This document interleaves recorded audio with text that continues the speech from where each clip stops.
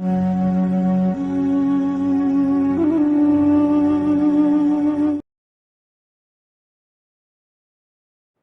Everyone. इस video में हम पाइथन प्रोग्राम के स्ट्रक्चर को थोड़ा डिटेल में जानेंगे। कुछ और टॉपिक्स हैं जो हम इस वीडियो में कवर करेंगे, जैसे बाइंडिंग क्या होता है, सिंबल टेबल्स क्या होते हैं। पहले हम समझते हैं ब्लॉक क्या होता है। पाइथन का प्रोग्राम जो होता है वो ब्लॉक से मिलकर बना होता है।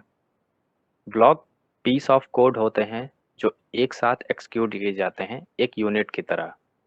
यानी जब आप कई सारे स्टेटमेंट्स को चाहते हैं कि जब भी ये रन हो तो एक साथ रन हो, तो आप इन सब स्टेटमेंट्स को एक ब्लॉक में रखेंगे। पाइथन में ब्लॉक्स को बनाने के कई तरीके हैं। आप एक मॉड्यूल को बनाकर एक ब्लॉक क्रिएट कर सकते हैं। जैसे मॉड्यूल क्या होता है, पाइथन की कोई भी फाइल एक मॉड्यूल कहलाती है। तो जब भी कोई पाइथन की फाइल आप क्रिएट करते हैं .py एक्सटेंशन से, तो आप एक मॉड्यूल क्रिएट कर रहे होते हैं। और एक मॉड्यूल पाइथन में एक ब्लॉक को रिप्रेजेंट करता है। तो इस मॉड्यूल में यानी इस फाइल में जितने भी स्टेटमेंट्स आप लिखेंगे डायरेक्ट डायरेक्ट का मतलब वो किसी फंक्शन के अंदर या किसी क्लास के अंदर नहीं है। ऐसे ही आपने डायरेक्ट फाइल के अंदर स्टेटमेंट्स को लिखना शुरू कर दिया है। तो ऐसे स्टेटमेंट्स एक साथ एक ब्लॉक में माने जाते हैं, और जब भी वो रन होंगे एक साथ रन होंगे एक एक करके। या फिर आप कोई फंक्शन बनाते हैं, तो फंक्शन की बॉडी में जितने भी स्टेटमेंट्स लिखे हैं उन स्टेटमेंट से भी एक ब्लॉक बनता है, और उस ब्लॉक में जितने भी स्टेटमेंट्स होंगे वो सभी एक एक करके एक साथ एक यूनिट की तरह रन किए जाएंगे जब भी इस फंक्शन को कॉल किया जाएगा। नेम्स क्या होते हैं, ऑब्जेक्ट को आइडेंटिफाई करने के लिए नेम्स का यूज़ किया जाता है। पाइथन प्रोग्राम्स में नेम्स तभी बनते हैं जब उनकी बाइंडिंग हो जाती है। अगर किसी भी नेम का बाइंडिंग नहीं हो पाता है तो उस नाम का यूज़ आप अपने पाइथन प्रोग्राम में नहीं कर सकते हैं।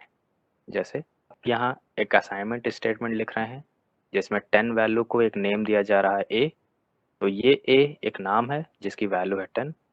आप इस ए नेम को प्रिंट में फंक्शन की कॉलिंग में एज एन आर्गुमेंट पास कर सकते हैं, डायरेक्ट प्रिंट कर सकते हैं, मतलब इस नाम को अब आप यूज़ कर सकते हैं।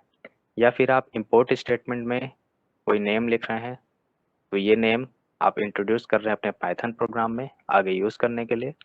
फंक्शन क्रिएट कर रहे हैं जिसका नाम है फन, तो इस फन नेम को आप इंट्रोड्यूस कर रहे हैं अपने पाइथन प्रोग्राम्स में। तो अब इस नाम का यूज़ आप फंक्शन कॉलिंग में कर सकते हैं। तो कई तरीके हैं नेम्स को क्रिएट करने के अपने पाइथन प्रोग्राम्स में। जैसे आप लूप बनाते हैं तो लूप में एक नेम लिखा जाता है ऑब्जेक्ट का, जिसमें एक एक करके इस सीक्वेंस से वैल्यूज आते हैं। तो ये आई भी एक नेम है जो आपने क्रिएट किया है इस लूप के अंदर। बाइंडिंग क्या होता है, मान लेते हैं एक स्टेटमेंट लिखा है प्रिंट फंक्शन के अंदर ए नेम यूज़ किया गया है। प्रिंट भी एक नेम ही है जो बिल्ट इन फंक्शन का नाम है। प्रिंट फंक्शन क्या करता है, कोई मैसेज या इंफॉर्मेशन स्क्रीन पर डिस्प्ले करता है। ए क्या है, ए का मतलब जब तक कंपाइलर को नहीं पता होगा वो एरर बताएगा, वो नहीं जान पाएगा कि ए क्या है। तो अगर ए नेम इस स्टेटमेंट को लिखने के ऊपर कहीं डिफाइन नहीं किया गया है तो कंपाइलर एरर जनरेट करता है और वो मैसेज शो करता है कि ए नेम डिफाइन नहीं है। अगर ये ए नेम ऊपर डिफाइन किया गया है, ऊपर का मतलब इस स्टेटमेंट को लिखने के ऊपर कहीं डिफाइन किया गया है, तो ऐसे केस में कंपाइलर एरर जनरेट नहीं करेगा। सिंबल टेबल एक कंटेनर होता है जिसमें वो सारे नाम्स रखे होते हैं जो किसी ब्लॉक में बनाए गए हैं। ब्लॉक का मतलब कोई मॉड्यूल एक ब्लॉक हो सकता है, कोई फंक्शन ब्लॉक हो सकता है, कोई क्लास का डेफिनेशन ब्लॉक हो सकता है, जैसे अभी हमने पहले समझा ब्लॉक क्या होता है। तो जब भी हम कोई ब्लॉक बनाते हैं, एक सिंबल टेबल ऑटोमेटिक क्रिएट हो जाता है जिसमें वो सारे नाम से स्टोर किए जाते हैं जो उस ब्लॉक में यूज़ किए गए हैं या बनाए गए हैं। तो अगर उस सिंबल टेबल में ये ए नाम मौजूद होगा यानी ए का रिकॉर्ड होगा, तो कंपाइलर को मालूम हो जाएगा कि ए नेम बनाया जा चुका है, उसकी वैल्यू क्या है। अगर कोई ऐसा नाम यूज़ करना चाहते हैं जो सिंबल टेबल में नहीं है, तो ऐसे केस में आपको एरर मैसेज मिलता है और आप उस नाम का यूज़ नहीं कर सकते उस ब्लॉक के अंदर। ठीक है, सिंबल टेबल्स कंपाइलर द्वारा जनरेट किए जाते हैं और वो बाइट कोड को बनाने से पहले होता है। बाइट कोड क्या होते हैं, पाइथन कोड को कंपाइलर ट्रांसलेट करके इंटरमीडिएट फाइल में कन्वर्ट करते हैं जिसको बाइट कोड कहते हैं। बाइट कोड में मशीन्स के लिए इंस्ट्रक्शंस लिखे होते हैं कि मशीन्स को क्या क्या इंस्ट्रक्शन फॉलो करना है। Symbol table name space table होता है किसी पर्टिकुलर ब्लॉक के लिए। ये वो जगह होता है जहाँ नेम्स स्टोर किए जाते हैं। जो भी नेम्स स्टोर किए जाते हैं वो एक डिक्शनरी के फॉर्म में होते हैं। भी हम आपको प्रिंट करके भी दिखाते हैं कि कैसे आप सिंबल टेबल्स को प्रिंट कर सकते हैं किसी पर्टिकुलर ब्लॉक के लिए। There are local, global, built-in namespaces as well as nested namespaces. Namespaces चार तरह के होते हैं, local, global, built-in namespaces मतलब ऐसे names जो पाइथन में पहले से बने हुए हैं उनका भी अपना namespace है। और nested या enclosed namespace यानी जो फंक्शन के अंदर के फंक्शंस के लिए नेम्स स्टोर किए जाते हैं वो नेस्टेड नेम स्पेस में स्टोर किए जाते हैं।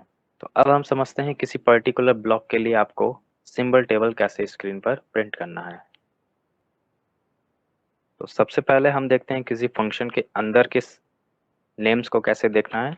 मान लेते हैं एक फंक्शन बना हुआ है जिसका नाम है फन। इस फंक्शन के ब्लॉक में या बॉडी में हम कोई स्टेटमेंट ना लिखकर डायरेक्ट अभी हम देखना चाहते हैं उसमें कौन कौन से नेम्स हैं, तो आप लोकल्स फंक्शन यूज करेंगे जो फंक्शन के अंदर के नेम्स को देखने के लिए यूज होता है। आप जब तक इस फंक्शन को कॉल नहीं करेंगे ये काम नहीं करेगा, तो कॉल भी कर लेते हैं।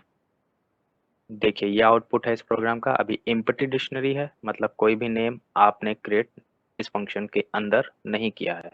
तो अब एक नाम क्रिएट कर लेते हैं जिसकी वैल्यू सेट कर देते हैं 10।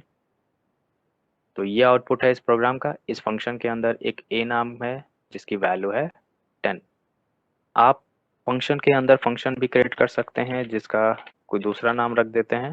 ठीक है, इस फंक्शन में हम सिंपल एक प्रिंट स्टेटमेंट लिख देते हैं आई एम रन। ठीक है, तो जो लोकल्स फंक्शन की कॉलिंग हुई है वो फन फंक्शन के अंदर है, तो ये फन फंक्शन का नेम रिकॉर्ड दिखाएगा। देखिए ये आउटपुट है इस प्रोग्राम का। फन फंक्शन के अंदर एक ए नेम है जिसकी वैल्यू है 10 यानी एक ऑब्जेक्ट है, तो आप इस ए नेम को ऑब्जेक्ट की तरह यूज करेंगे। एक और नेम है जिसका नाम है रन और ये एक फंक्शन है, तो इस नेम को आप एज ए फंक्शन की तरह यूज करेंगे। ठीक है, एक फंक्शन के अंदर के नेम्स को हमने प्रिंट करना देखा।